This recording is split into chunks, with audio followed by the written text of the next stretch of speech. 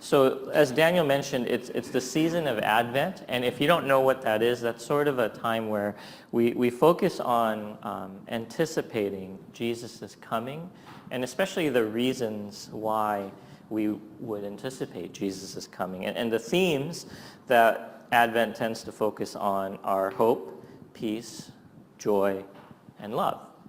And for sure, if you think about what the world really needs, if you think about what the world really longs for, if you think about the solution to all the stuff that's going on, I think we would say that hope is needed, peace is needed, joy is needed, and definitely love is needed. And that's what Jesus brought to this world.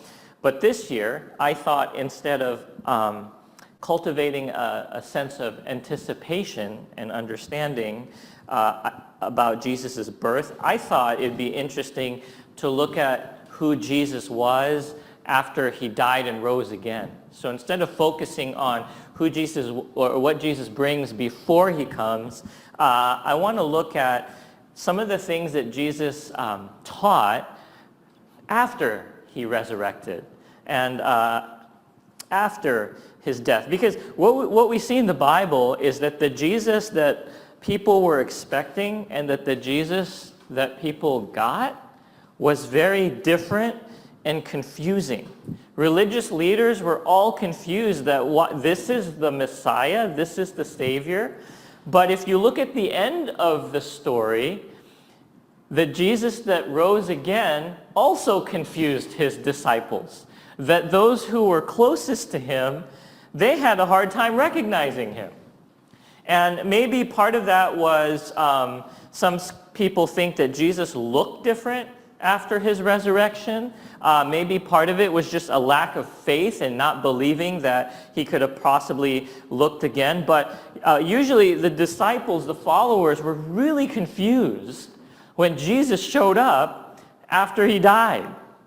And it was some action or some words that he said that triggered this realization that, oh, this is Jesus standing in front of me. So let's take a look at one of those incidents where it took them a while to understand who it was that was standing before them, but then something Jesus did or said made them understand, oh my goodness, this is Jesus. So we're going to look at John chapter 21, verses 1 through 14. So it says, after this, Jesus revealed himself again to the disciples by the Sea of Tiberias, and he revealed himself in this way. Simon Peter, Thomas, called the twin, Nathanael of Cana in Galilee, the sons of Zebedee, and two others of his disciples were together. Simon Peter said to them, I'm going fishing. They said to him, we will go with you. They went out and got into the boat, but that night they caught nothing. So they're fishing all night, right? And then verse 4, just as the day was breaking, Jesus stood on shore, yet the disciples did not know that it was Jesus. Jesus said to them, children, do you have any fish? They answered him, no. He said to them, cast the net on the right side of the boat, and you will find some. So they cast it, and now they were not able to haul it in because of the quantity of fish. The disciple whom Jesus loved therefore said to Peter, it is the Lord. When Simon Peter heard that it was the Lord, he put on his outer garment, for he was stripped for work, and threw himself into the sea. The other disciples came in the boat, dragging the net full of fish, for they were not far from the land, but about 100 yards off. When they got out on land, they saw a charcoal fire in place, with fish laid out on it, and bread. Verse 10, Jesus said to them, bring some of the fish that you have just caught. Verse 11, so Simon Peter went aboard and hauled the net ashore full of large fish, 153 of them. I guess somebody counted. And although there were so many, the net was not torn. Jesus said to them, come and have breakfast. Now none of the disciples dared ask him, who are you? They knew it was the Lord. Jesus came and took the bread and gave it to them, and so with the fish. This was now the third time that Jesus was revealed to the disciples after he was raised from the dead.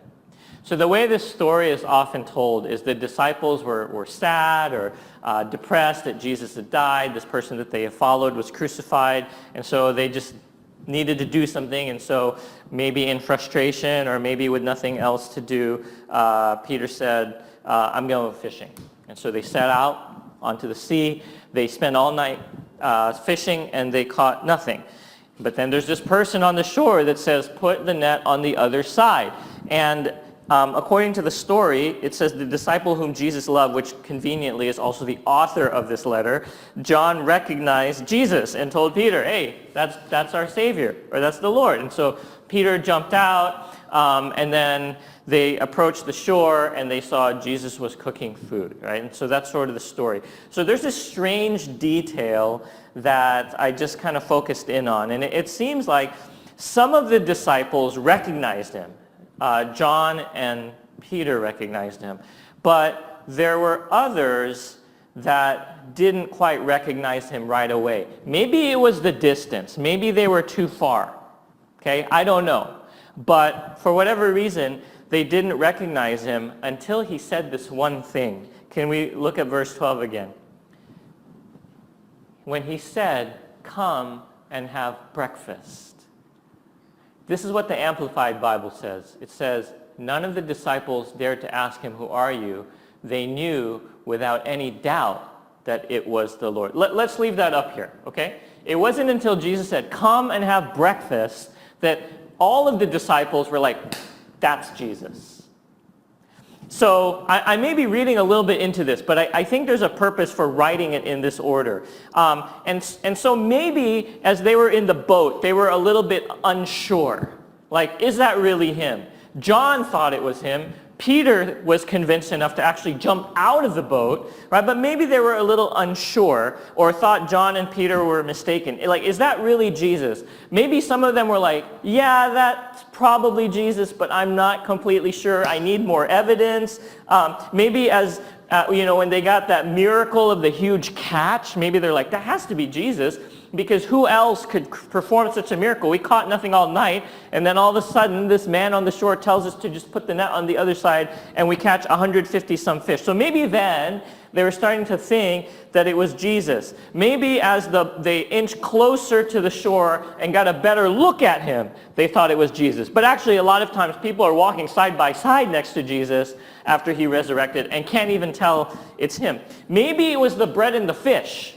Maybe when they noticed that he was, making fish and there was some bread and the charcoal fire, maybe that reminded them of the miracle he performed of feeding the 5,000 with the bread and the fish. But here's what I think. I think that the author of John, which we just accept to be John, wanted to make a point that the disciples, the followers, did not fully recognize Jesus until he said, come and have breakfast. Because at that moment, their doubt went away only after they saw that what Jesus was doing was serving them.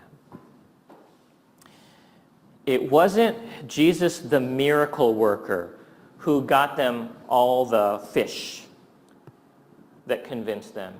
It was actually Jesus the servant that triggered in their minds and opened their eyes and realized, oh, that's our Savior.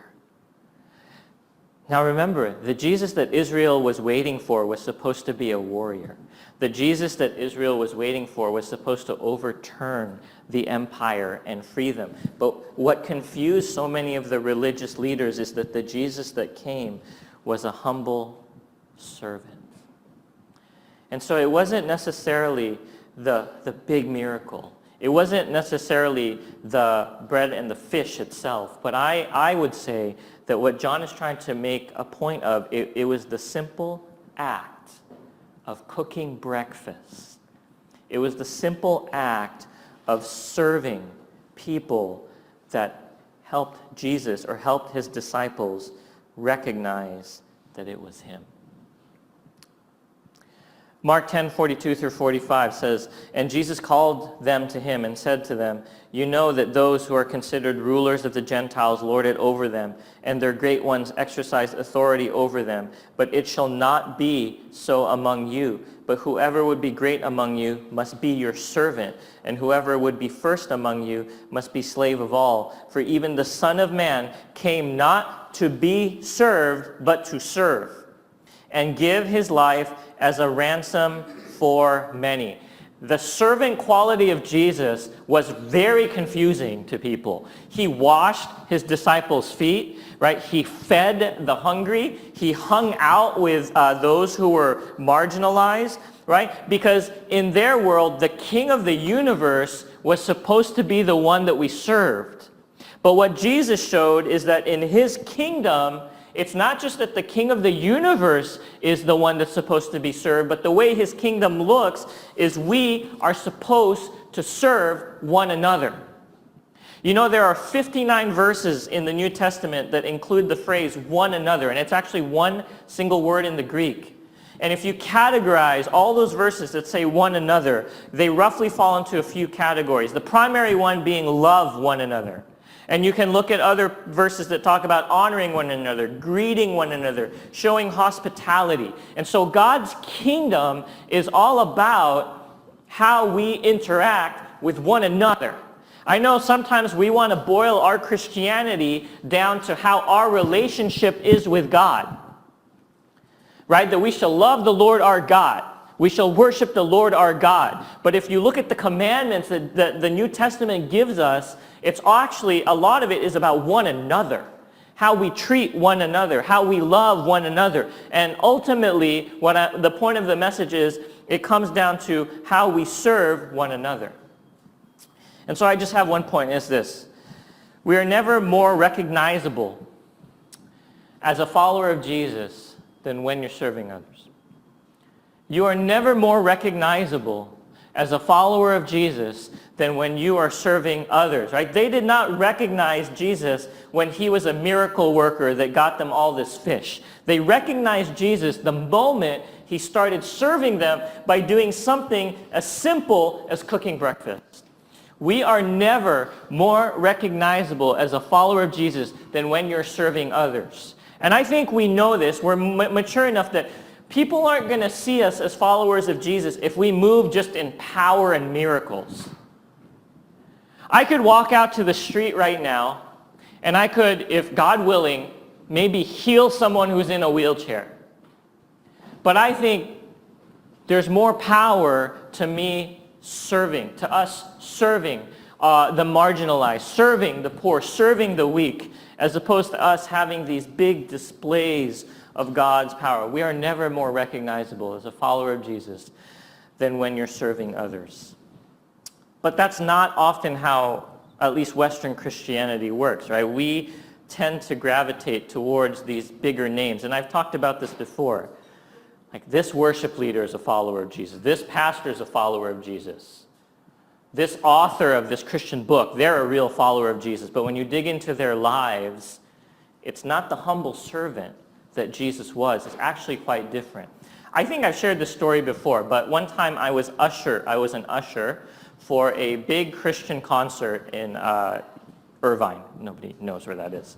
But there were certain worship leaders that were leading this concert. I'm not going to name names. But there was a stark contrast. Like, you would know them if I said them. Okay? There was a really big contrast between these two worship leaders. And they're both equally well known, and both equally have very popular songs. One worship leader accused my friend of stealing their wallet and was very rude and was very, very just not humble. This other one, before they went up on stage, you could see them just humbly kneeling at the stairs that lead up to the stage, praying. Right? And when I look at those two contrasts, I would say, like, who's the most Christ-like at that moment? It's that one who is equally as famous, equally has as many popular songs, but is humble enough to know that they cannot step on that stage out of their own power and talent, but must depend on God.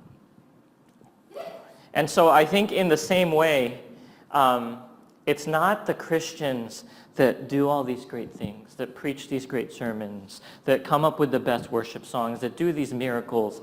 I think what really needs to set Jesus followers apart is for us to be servants. Last week I shared on faithfulness and how the adults at my Korean church faithfully prayed every morning at 5:30 a.m., 6 days a week, at early morning prayer. And they prayed for their kids, they prayed for their business, they prayed for the church, but they were so faithful every single day, 6 days a week. And I was thinking about some of the other things they did, not in terms of faithfulness, but how they served us. So what would happen is we would go on a retreat. And the first time I started attending that church, the retreat was really far away at a place, basically 6-hour drive in the mountains, in the forest, in the national parks. So we would leave our little city and we would drive 5 to 6 hours until we got up to the national park.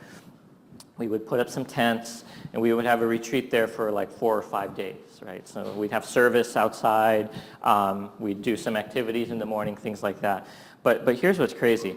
On the last night of retreat, every time the adults would come and bring food, Korean food, because everyone started missing Korean food, right? They're sick of hot dogs. And they would bring Korean food, they would have service with us, and then they would go home. How do you think about that? That's 12 hours of driving. And you're staying at the place for maybe 2 to 3 hours. Why do they do that? Right? Like, why would they do that? I just think they were just so compelled out of love for their kids, out of love for those who were serving their kids, that they wanted to serve in some way as well.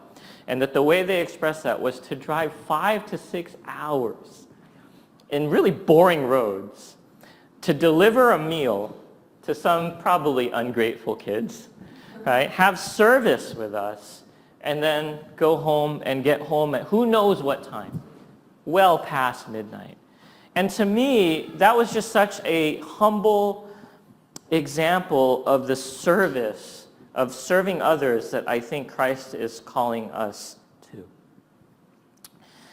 So I asked if anyone was willing to share about what this looks like, this serving others. And so Daniel and Lee volunteered. And here's what I said. I said, you can share about a successful story of serving others or an unsuccessful story. Just something where we were called to serve others. And we could fail or we could succeed. It doesn't really matter at this point. But just to share some real life with us. So I'm going to ask Daniel to share first. I have no idea what they're going to share about. So this could be very potentially explosive. All right. And then we'll have Lee come up next.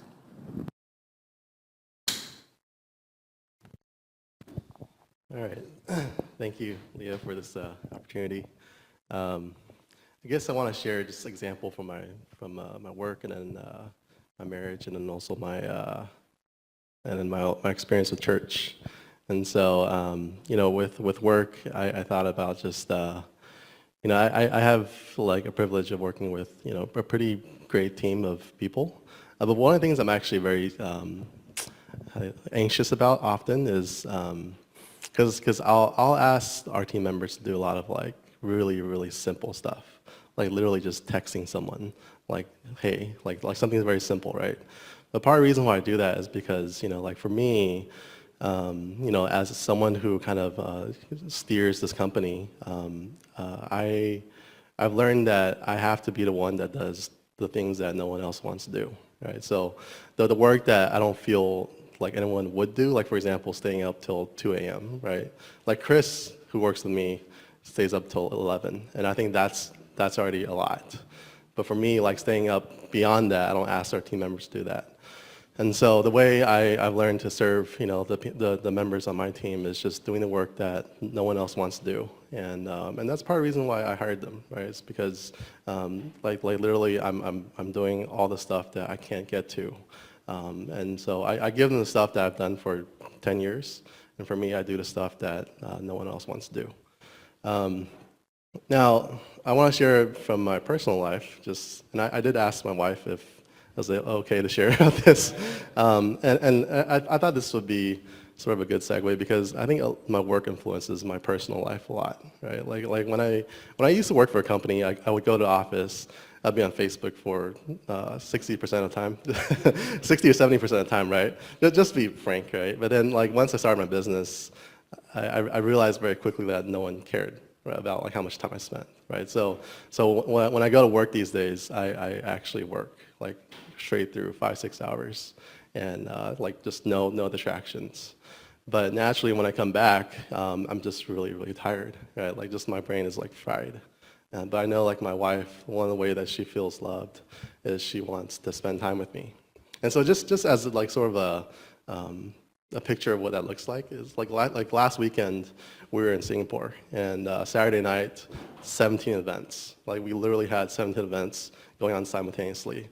So I finally slept at 2 a.m. and then my wife had a half marathon at like really early. So 5 a.m. alarm rings, and my wife tells me, hey, like I need a taxi. So I'm like, okay, so up to this point I've slept like 2 hours, and I'm like, okay, I'll call a taxi, right? And so my wife makes it to the half marathon, and at 7 a.m. I know that one of the things that I think she would feel loved in is that if I would be at the finish line, right? So 6 a.m., 6:30 a.m., I'm like, okay, like I gotta call my own taxi and at least show up at the finish line, right? So I finally show up at the finish line, and I get her text, and she finishes, and she's sort of like resting, and like up until this point, right? I'm not happy, just to be frank, right? Like it's not like I'm excited, but I'm like sleep deprived, right? My brain is like fried, and it's not a very pleasant experience.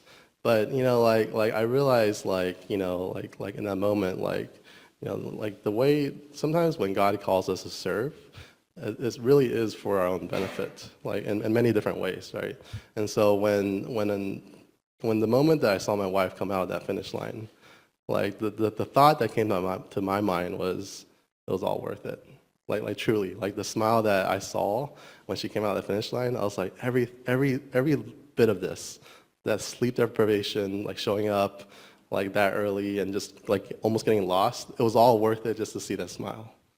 And so the last thing I'll share is, and I'm actually very I was very hesitant to share this because I didn't really want to. I feel it's very vulnerable. But so one of the things I learned while I was serving in my church in Dallas was the thing that you don't ever sign up for. Like the thing to not sign up for when I come to this new church is don't sign up for the AV stuff, right? Just because you have to show up early, right? And so when I came to Pearl, I was like, okay, like I'll do anything. I'll do welcome. I'll do whatever. But like in my own wisdom, I was like, just don't sign up for AV, so that way you can just come like 10 minutes before church, right? But over time, I realized like no one was really wanting to come early and set up, and the reason why I'm so like vulnerable sharing this is because up until recently, I was never really happy about like coming early to set up, just not very something that I really wanted to do. But like again, like going back to the idea that I really feel like even as Leo was preaching, like Jesus serves us, yeah, for us to learn to be like Him, but it's also for our own sake, right? And so over time, I think it was like Spurgeon or somebody, like there was a season where I was like, man, like why am I doing this? Like just I'm not very happy doing it, right? But I think God taught me over that season, like and then slowly it got to the point where like the more times I showed up, the more blessings I found just really in different ways. Well, I got to pray with people. I got to pray with Leo and Nick, and then I got to, so like I think it's more than just like us wanting to do something for the church. It's more than me wanting to serve people. It's God actually working in my heart to give me joy. And so like these days when I come to set up early, I actually feel joy that I didn't know I could ever have. And I think God has really done in me a work that I never imagined that I could do myself. So just wanted to share like that, tidbits of my life, and that's it.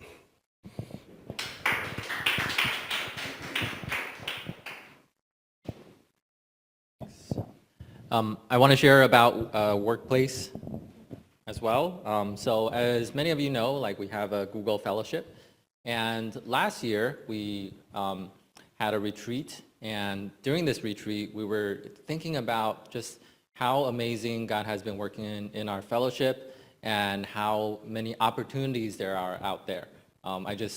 Back then, I just came back from the States, and I heard about testimonies about how Facebook, there's like a Christian group within Facebook, and how they're transforming the world. They're building special tools for Christians, for churches, that they would be able to meet up together. I'm like, this is so cool, so amazing. Our fellowship at Google should do this. We should try to figure out ways for how we can transform the world. And let's figure out, what are people working on in their workplace? Let's try to figure out how we can transform the world through the things that we do at work. People work on products that are used by people all over the world. Why don't we put in some things over there so that we can share the gospel and let people know that they're loved. While we were at the retreat, we were praying about the direction of the fellowship and what we should do. We just got this feeling that, it wasn't, we had a discussion about what we should be doing during the fellowship, but it was just really centered around, what people were going through and their needs.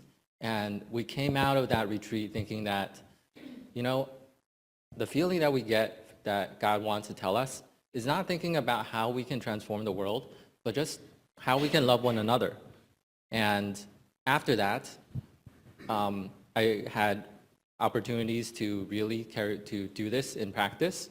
There were a few members in the fellowship that was not doing too well at work. They had problems with their managers, and they weren't able to get a promotion. And at her level, if she didn't get the promotion after a certain amount of years, then her job would be at risk. And so rather than thinking about, okay, we should have a new project, try to figure out something else to do, it was just, this is what she needed, and how can I help? And so it wasn't a very spiritual thing. I just met up with her and asked, okay, so show me what you've been doing, show me how you're doing your performance reviews, and I'll spend time to give you feedback. I'll help you write a draft for how you should be presenting this, and just spend a lot of time just not doing spiritual stuff, but just very practical. This is how you should put together your promotion packet. This is how these are the things that you should be focusing on. And, I think that's just a very practical way for how we were able to help one another. And it turned out that the entire year last year, that was when Google started to do layoffs. And that was exactly what people needed. Rather than thinking about new ministries for us to do outreach for, just think about how we can support one another in the workplace. If we can stand strong with one another and in our faith and in the workplace to be able to serve one another, those opportunities will come. And that's a kind of success story about how we're working, how I'm trying to serve other people in the fellowship. But there are also times where I just get the feeling that God wants me to help someone else in the fellowship. This person I'm thinking about, he didn't do well on his reviews, and his manager is giving him pressure that he should make some improvements. And I keep saying, I'm happy to help out. If there's anything that you're going through, we can talk through them. I'm happy to help you out wherever I can. There's some things where I feel like I can probably help you with. And he just kind of kept on politely saying no. He just said, oh, it's okay. I don't want to bother you. It's okay. Don't worry about it. It's fine. And I just see him politely say no, and then he just kind of stopped coming to the fellowship. And I ask him every so often about how things are going, and he's like, oh yeah, things are still really busy and still very difficult. And so there's that aspect of us, we want to reach out in love, but there's also that aspect of, the other person needs to be willing to receive. And when Jesus had that invitation, to come, Jesus would say that, but it's the disciples that had to receive it. And so, we can do what we can to try to love others, but others would need to be willing to receive that love in order for this to actually work. And that is also for us as well. Sometimes, for whatever reason, we don't want to receive other people's love. Try opening up, and God will show you himself in a different way. Thanks. Thank you.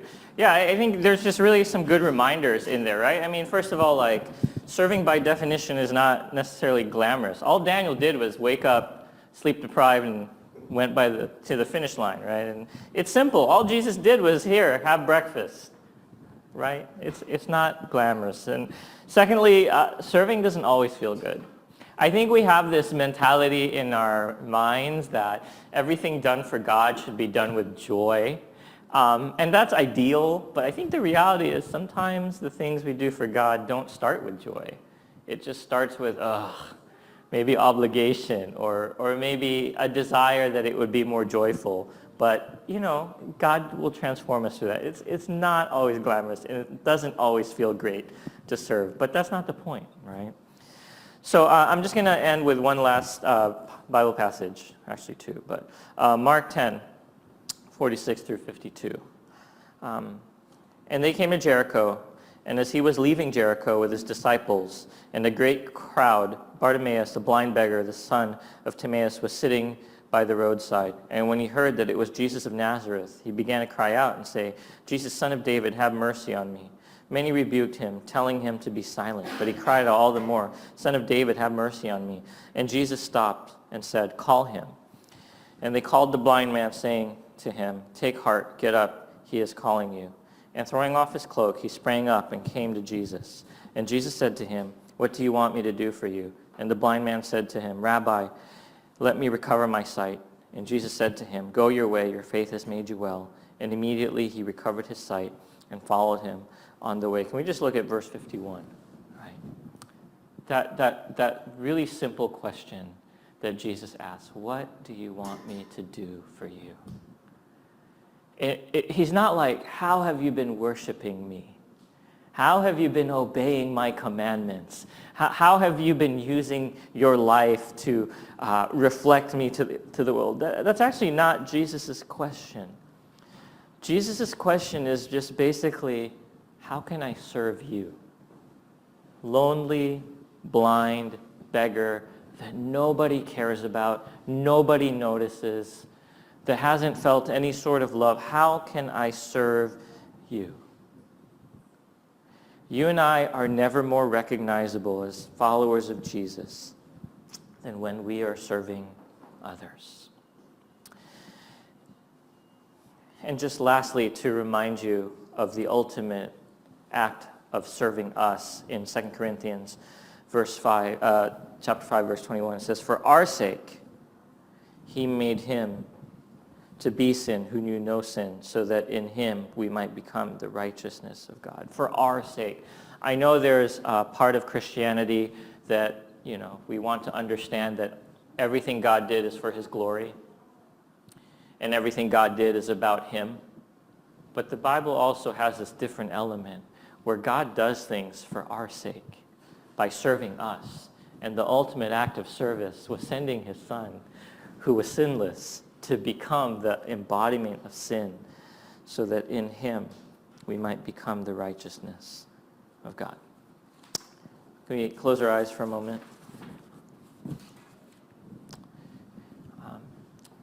And in just understanding that God serves us in so many ways, that God humbled himself at a time in history to wash disciples' feet, humbled himself to hang out with tax collectors and other lowly members of society, that he served them, that God serves us even today, that his Spirit empowers us, that he hears our prayers. In response to that, could we think of a person or a situation where we get to serve, where we get to be little pictures of Jesus, where we get to be recognizable representations of Christ to the world around us? And that could be a situation that you don't even want to jump into, a situation that seems inconvenient, that you would rather not get involved in. But maybe God is tugging at you this morning, hey, there's an opportunity to serve someone. There's an opportunity to serve one another, to love one another. Or maybe there's an area where you've been serving and you're tired. And maybe, like Daniel shared, sometimes there's just no joy. Would we ask God, would we first of all thank God for the chance to serve others in that way, serve him in that way, and also just that maybe a freshness of joy would come in that.